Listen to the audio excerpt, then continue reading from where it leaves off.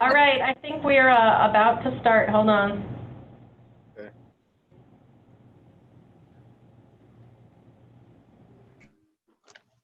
Well, it's thinking about starting. Okay, there you go. You're on YouTube. Okay, we are live and someone just joined us. Is that Rick? Marcy. Rick and, that's Cindy? That's Cindy. Okay. Hello. Hi, Hello. Rick and Cindy. Thank you for joining us. All right, we will kick off this special meeting for all the folks out there watching on YouTube.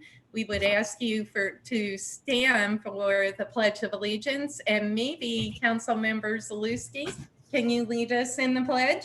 Yes. Thank you. I pledge allegiance to the flag of the United States of America and to the republic for which it stands, one nation, under God, indivisible, with liberty and justice for all. Thank you, Council Member. Mara, we will go into the roll call. Councilmember Gully. I am here. Councilmember McPherson is absent. Councilmember Steele. Present. Councilmember Cummings. Present. Councilmember Zalewski. Here. Councilmember McDermott. Here. Council President Mantello. I am here. Thank you, Mara. Present one. Oh, sorry. Presentation of the agenda. We have 3 resolutions, a very short meeting. The special meeting was called specifically for the bond resolution, which Andy will go through very quickly after, and it was passed through finance last week. And then Juneteenth, which was recognized last week, and there was an event Friday evening. It was very well attended, the first event, and they plan to have it annually.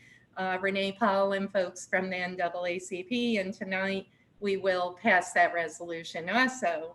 And I know we have a couple comments, and I believe some folks sent some things they would like mentioned in the public forum. So maybe Mara, you can go through that, please. Yeah, the first statement we have is from Dylan Rees, and he says, as a resident of Troy who stands in solidarity with Troy for Black Lives, formerly Justice for Demique, I am writing to ask you to immediately freeze additional funding for the Troy Police Department and reallocate $10 million from the Troy PD budget to community services, projects, and people run by, decided by, and centering Black communities most impacted by violent policing. The excessive Troy PD budget should be redistributed to alternative public healthy safety institutions that do not consist of law enforcement or former law enforcement. Potential models for this include the CAHOOTS program in Eugene, Oregon, and the Civilian Public Safety Program recently created in Albuquerque, New Mexico. Thanks, Dylan Rees. The second statement is from Raquel Vejo. She says, Dear City Council members, my name is Raquel Vejo. I am a resident of 4th Street in Troy. I am writing today in support of Resolution 69, wherein the Troy City Council recognizes Juneteenth as an important recognition of the work that it took for freedom to reach all corners of the United States. That we are taking the time tonight to pass this resolution is a symbolic gesture that I'm hoping will not be an empty one. I hope this gesture is the first in a series of City Council deliberations regarding the ways in which this city has been complicit in the marginalization of Black people in our community, including but not limited to the practices of the Troy PD. Beyond Juneteenth, let the city also recognize that the Black population makes up 7% of Rensselaer County, yet Black people comprised 30% of county arrests and 41% of county prison sentences in 2018. Black people at Rensselaer were arrested at 6 times the rate of the white population. This data is from the New York State Division of Criminal Justice Services, and the problem of compounding racial injustices in the criminal system has been shown to be real by those who have closely experienced the system and those who have researched it. I have also searched for Troy PD numbers about this, but they are not easily available. I have requested Councilmember McDermott to secure them for me, and she says she has reached out to the Troy PD for them. I look forward to looking through these numbers more locally. The county's numbers nevertheless illustrate the racist practices of our local prison industrial complex. It also crystallizes the way in which Black communities in our municipalities are continuously let down by local governance, where exponentially larger sums of money are attributed to municipal police forces than they are to community-led and community-based programs. Local Black-led groups, especially Troy for Black Lives, Justice for Demique, have been making demands from the City Council and the Mayor for many years. That you've chosen to recognize Juneteenth rather than sit at the table with community leaders shows that there is a high chance that this symbolic gesture will remain empty. I therefore urge you to take this opportunity to move towards something bolder. Listen, actually truly listen, and act upon the demands of Troy for Black Lives and develop a plan to meet their demands. Tonight I highlight 3 of those demands, but they are all as important as the next. First, we demand a civilian review board of police actions with subpoena power and representation of at least 60% of people most affected by police violence in our community. Second, we demand a full and impartial investigation of every instance of use of deadly force by a police officer, whether or not it results in a death. This includes injury, and whether or not the victim is alleged to have been armed. Where there is evidence of abuse, a vigorous grand jury presentation and prosecution. Third, we demand that Troy Police be defunded and that money from the police department be redistributed. This redistribution is to be run by, determined by, and decided by communities most impacted by violent and murderous policing.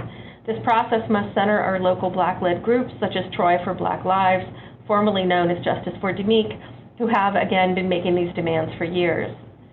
I await council discussions regarding Governor Cuomo's Executive Order Number 203 on police reform and reinvention, and Mayor Madden's timeline regarding this order. I also urge Councilmember McDermott to finally call a Public Safety Committee meeting to address Troy for Black Lives demands and Governor Cuomo's executive order. Thank you. And those were the only 2 items that I received for the public forum. Okay. Thank you, Mara, and thank you for those 2 folks for sending in comments. We have no local laws. We have no ordinances. We'll go right to Resolution 64. And Resolution 64 is a resolution determining that proposed action is a Type 2 action for purposes of the New York State Environmental Quality Review Act, seeker, also known, Council President Mantello, at the request of the administration. Do I have a motion? Make a motion? Motion, Councilmember Zaluski. Do I have a second? Second. Okay, second, I believe Councilmember Cummings. And discussion. All in favor? Aye. Aye. Aye. Opposed? Resolution 64 passes 6 ayes, 1 absence. Okay, and no one was opposed. Resolution 65, bond resolution authorizing the issuance of $945,000 serial bonds to finance the cost of sidewalk improvements. Council President Mantello, at the request of the administration. Do I have a motion? Make a I'll make a motion? motion. Motion, Councilmember Zaluski. Do I have a second? A second. Second. Second, Councilmember Cummings. Discussion, the only thing I would ask, Andy, if you could let Monica know, I'd like, I don't believe we have gotten a paving schedule yet. So if there's one being worked on, or if there's one maybe that we could be provided, I don't know if you know, Mayor, but you know, as we move forward and release some of the funding, I think it'd be great if we could get a paving schedule. I'll pass it along to her. Perfect. Thank you. Further discussion? Sorry, got a what scheduled? Sorry, Council President, I didn't hear what you wanted scheduled. No problem. The paving schedule.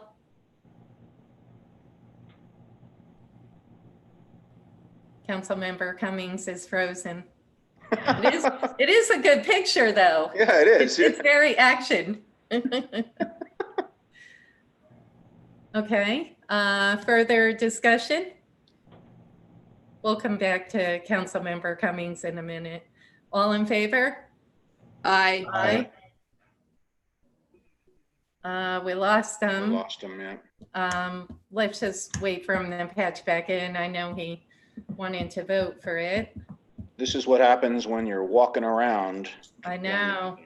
You better have a talk with him, Councilmember Zaluski. Maybe we need a cell tower down in the downtown area along the waterway.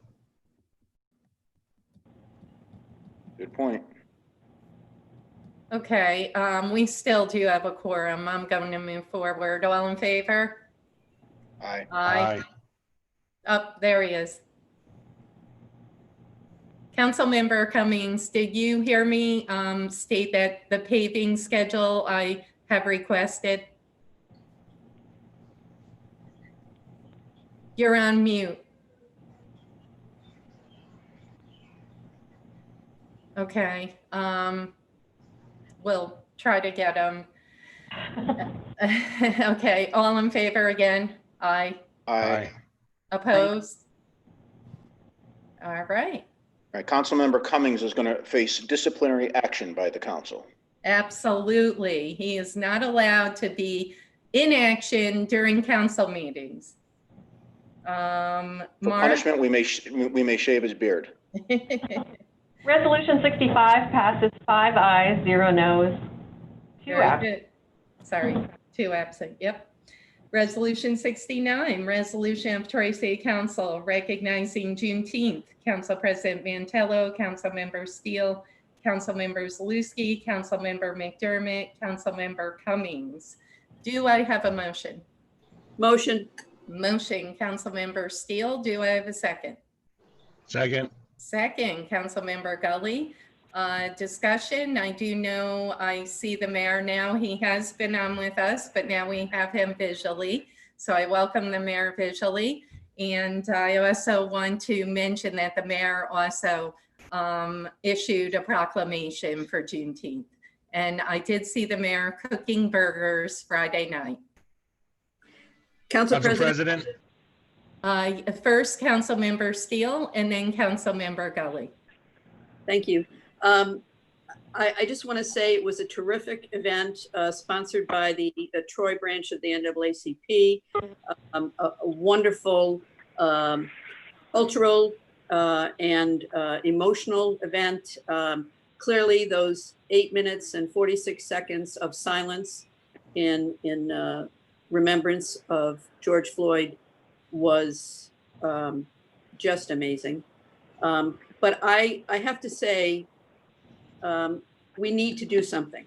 We need to take action. And I think listening to all the comments that have been made by citizens, given the appointment of the Police Objective Review Board, given Governor Cuomo's executive order, I would hope that we could work together as a council with the administration. I'd like to offer up something that we have used at the Housing Authority once COVID allows us to. We held what we called a listening tour, and we went to every one of our housing projects, and we didn't say anything. We let the tenants talk. We wrote everything they said down. We did not comment. We listened. And then we met as a body afterwards, and we developed action plans. And so I would hope that we, as a council, could partner with the NAACP, with leaders of the Black community, to develop that kind of a listening tour where we don't impose, we listen. And from that, draw strength from the community. And similarly, we would be listening to our public safety officials. We would acquaint ourselves with the procedures that are currently in place. We have a lot to learn, and yet I think this is an opportunity. This is a time, this is a moment that is calling us to respond. And so I would hope that we would hear that call and we would act. So I don't see this Juneteenth as a symbolic. I see this as a step in the process, and it is going to be a process. But I would ask that citizens be patient and work with us as we develop that type of approach. Yep. Councilmember Gully. Council President, I just wanted to be added as a co-sponsor on this program. I thought I asked last time, but I didn't see my name down there. Sorry about that. You are on, Councilmember Gully.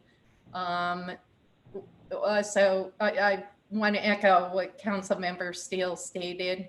And as soon as the governor issued the executive order, I saw an opportunity also, Councilmember Steele, and I think all of us, to move forward with the mayor, with the community as a whole, and with our public safety officials, and move forward to improve and to listen. So thank you. So would anyone else like to state anything, discuss? Okay, all in favor? Aye. Aye. Opposed? I can't tell if, is Councilmember Cummings still? I He am. was. Yeah, the video's a little glitchy, but I'm on the phone as well. Okay, So he is voting. okay. I am voting aye. Okay, Resolution 69 passes 6 ayes, 0 noes, 1 absence. Thank you very much, Mara. We have no further business. For housekeeping, I wanted to mention our neighborhood improvement program and the new date. That being, bear with me, I wrote it down, June 19th, correct, Mara? Or I'm sorry, Yeah. July. July 10th is the July deadline. 10th, I'm sorry, yeah, the 19th, okay, last Friday. July 10th, and then we hopefully will allow some time for Mara to input, to get the information, the budgets, then the subcommittee can meet, do some research, and be back to the council, and possibly we could call special meeting for the 23rd of July. That's the hope and the game plan, but if not, you know, I can call for the week after, the 30th.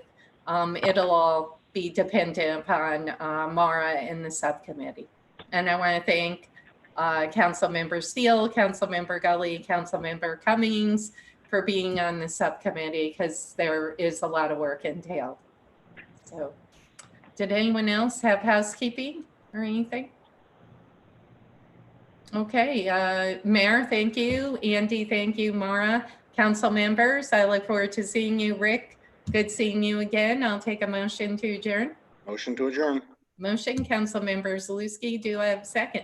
Second. Second, a tie, but council member Gully might have beat you by an inch. All in favor? Aye.